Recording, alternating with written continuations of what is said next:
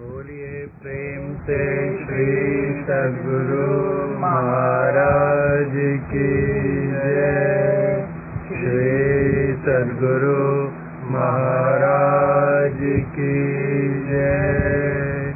श्री सद्गुरु महाराज की जय। संत सद्गुरु महर्षि में ही परमहंस जी महाराज द्वारा रचित सत्संग योग भाग 4 से पाठ। हम लोग अभी 82वें पैरा का पाठ कर रहे हैं।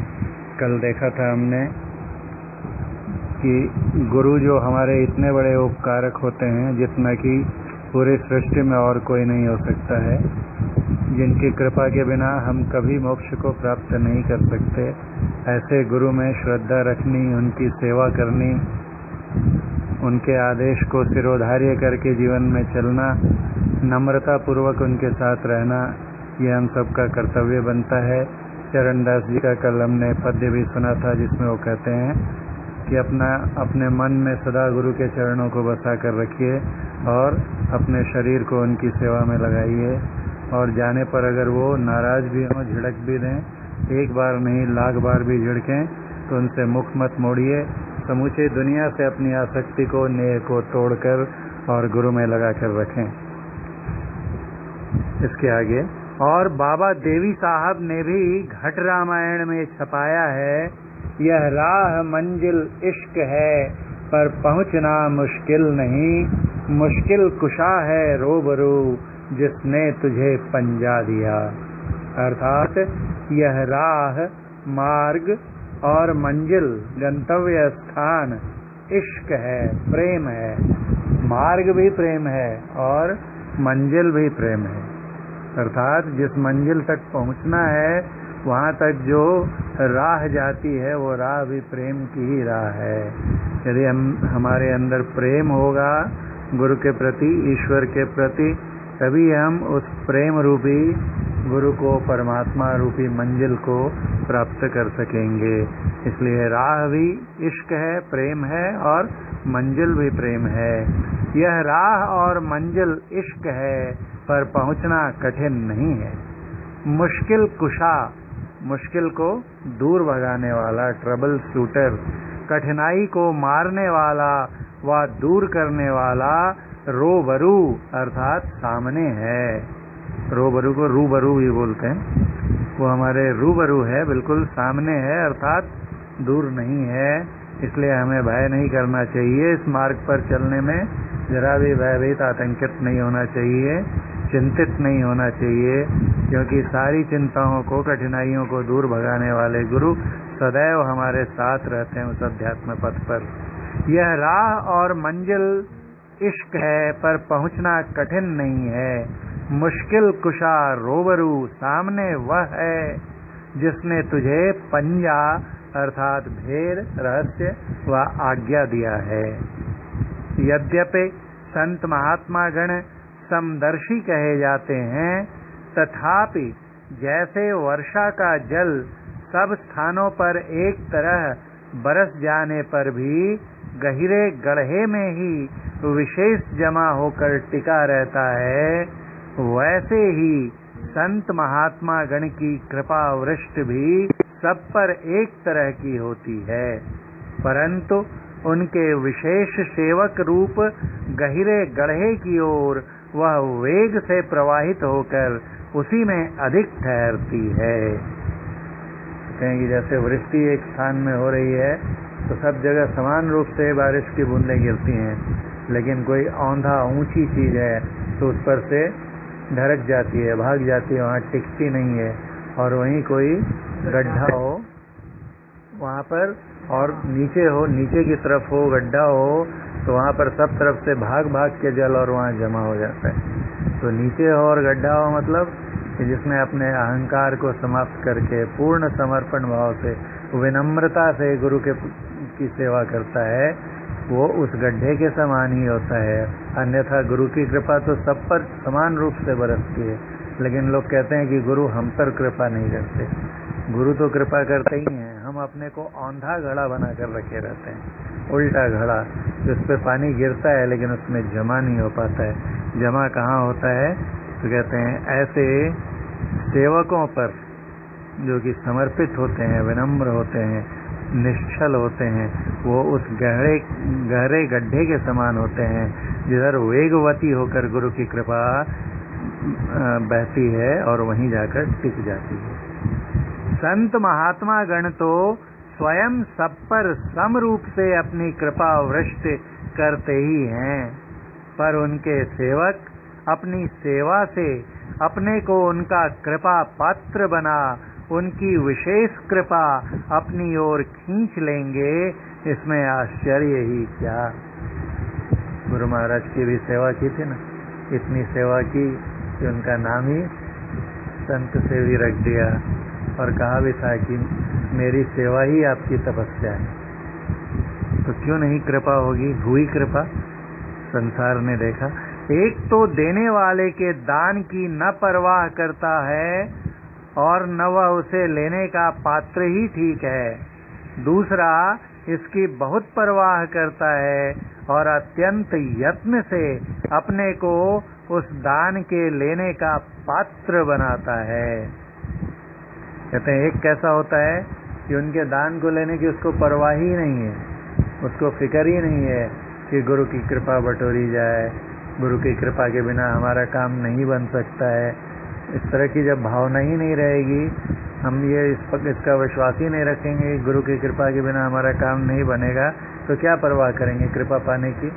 कहते हैं एक तो देने वाले के दान की न परवाह करता है और न वह उसे लेने का पात्र ही ठीक है।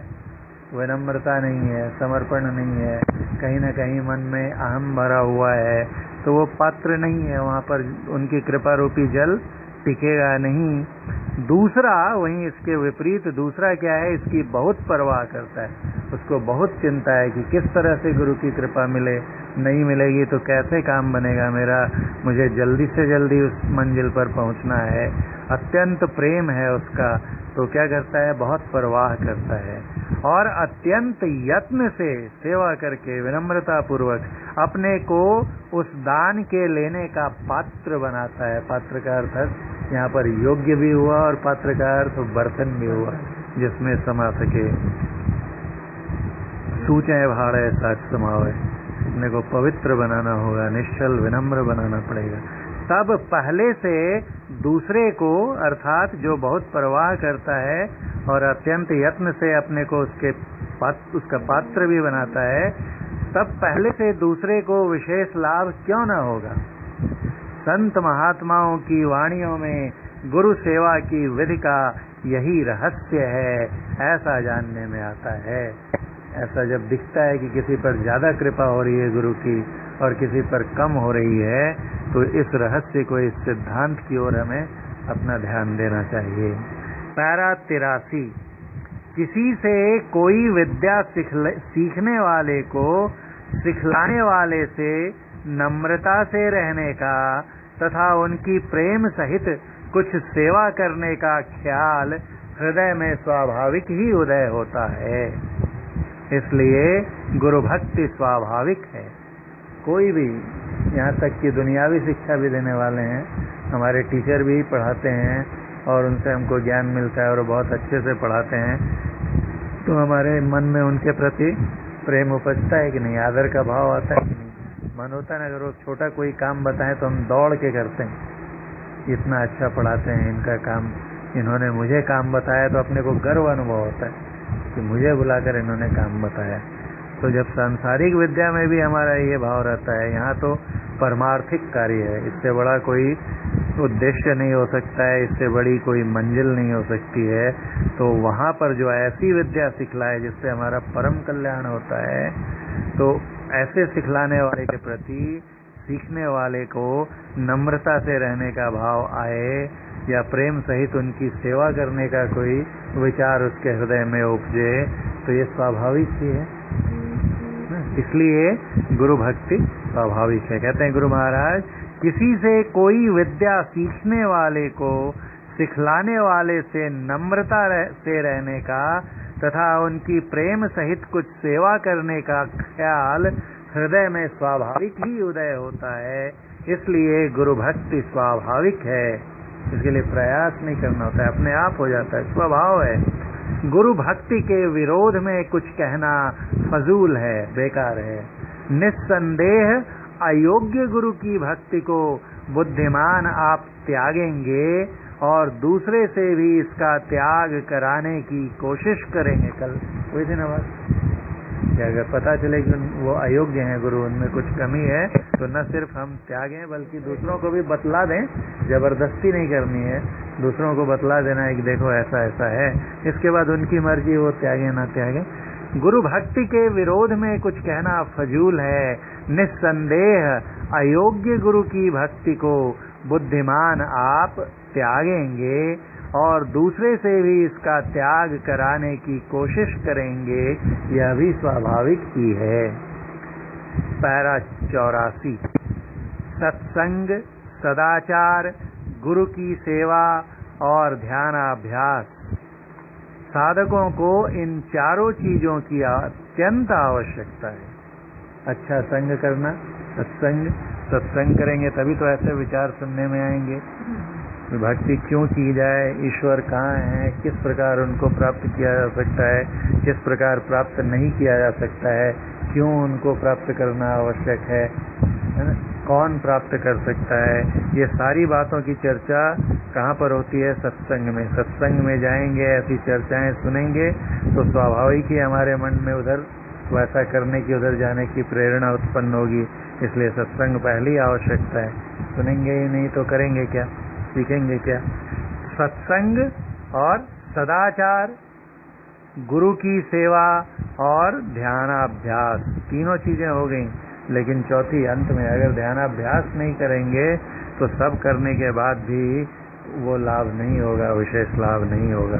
सत्संग, सदाचार, गुरु की सेवा और ध्यानाभ्यास, साधकों को इन चारों चीजों की अत्यंत आवश्यकता है। संख्या 53 में सत्संग का वर्णन है। संख्या 60 में वर्णित 5 पापों से, पंच पापों से बचने को सदाचार कहते हैं। 53 में क्या था कि सत्संग, उसमें था ना, ऊपर कही गई बातों के साथ भक्ति के विषय की अन्य बातों के श्रवण और मनन की अत्यंत आवश्यकता है, सत्संग की आवश्यकता। और सदाचार क्या है? तो पंच पापों से बचकर रहना। गुरु की सेवा में उनकी आज्ञाओं का मानना मुख्य बात है। असली सेवा क्या है? उनकी आज्ञा मानना, उनका आदेश मानना, उसके अनुकूल अपना आचरण जो है परिवर्तित, परिमार्जित करना।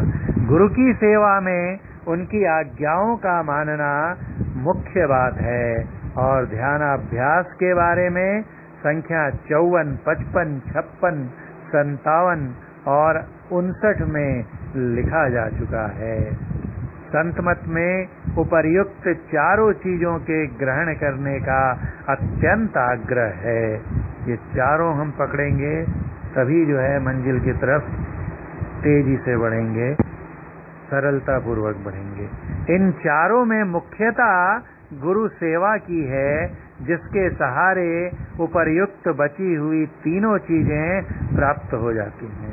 सबसे मुख्य क्या कहते हैं कि गुरु सेवा है। चारों में से अगर पूछा जाए कि एक सबसे महत्वपूर्ण क्या है, तो गुरु सेवा है, जो हम लोग रोज संतमत के सिद्धांत का पाठ करते हैं, उसमें भी आता है। यह सार है सिद्धांत सबका, सत्य गुरु को सेवना, में ही न हो कुछ यही बिना गुरु सेव करनी चाहिए। तो गुरु की सेवा सबसे महत्वपूर्ण है। लेकिन फिर बात वही आती है कि गुरु की सेवा जो सबसे महत्वपूर्ण है, उसका सबसे महत्वपूर्ण पहलू क्या है उस सेवा का?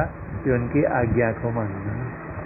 जो गुरु की सच्चे मन से सेवा करता है, कौन करेगा? जो उनके आदेश का पालन करेगा। और उनका आदेश क्या है? सत्संग नित अरु ध्यान नित रहिए करत संलग्न हो, व्यभिचार, चोरी, नशा, हिंसा, झूठ तजना चाहिए। तो गुरु की सेवा की तो बचा जो 3, सत्संग नित, सत्संग आ गया, 4 है ना, सत्संग, सदाचार, गुरु की सेवा और ध्यान अभ्यास। कितनी खूबसूरत चीज है। कि गुरु की सेवा की तो मतलब आदेश का पालन किया। आदेश का पालन किया है तो पहला जो बोलते हैं, पहली चीज सत्संग, और फिर ध्यान नित्य, चौथी चीज, और व्यभिचार, चोरी, नशा, हिंसा, झूठ करना चाहिए, मतलब सदाचार। तो गुरु की सेवा में बाकी तीनों चीजें अपने आप अंतर्निहित ही हैं, तो सेवा की तो चारों चीजें हो गई। इसलिए कहते हैं कि इन चारों में मुख्यता गुरु सेवा की है, जिसके सहारे उपर्युक्त बची हुई तीनों चीजें प्राप्त हो जाती हैं। पैरा 85, दुखों से छूटने और परम शांतिदायक सुख को प्राप्त करने के लिए जीवों के हृदय में स्वाभाविक प्रेरणा है।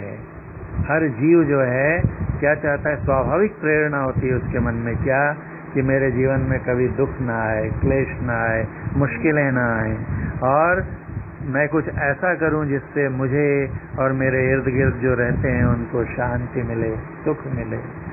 तो दुखों से छूटने का ख्याल और शांति को प्राप्त करने का विचार, ये हर जीव के हृदय में स्वाभाविक रूप से उत्पन्न होता है, किसी को सिखाना नहीं होता है। वही कहते हैं गुरु महाराज कि दुखों से छूटने और परम शांतिदायक सुख को प्राप्त करने के लिए जीवों के हृदय में स्वाभाविक प्रेरण है। इस प्रेरण के अनुकूल सुख को प्राप्त करा देने में संतमत की उपयोगिता है।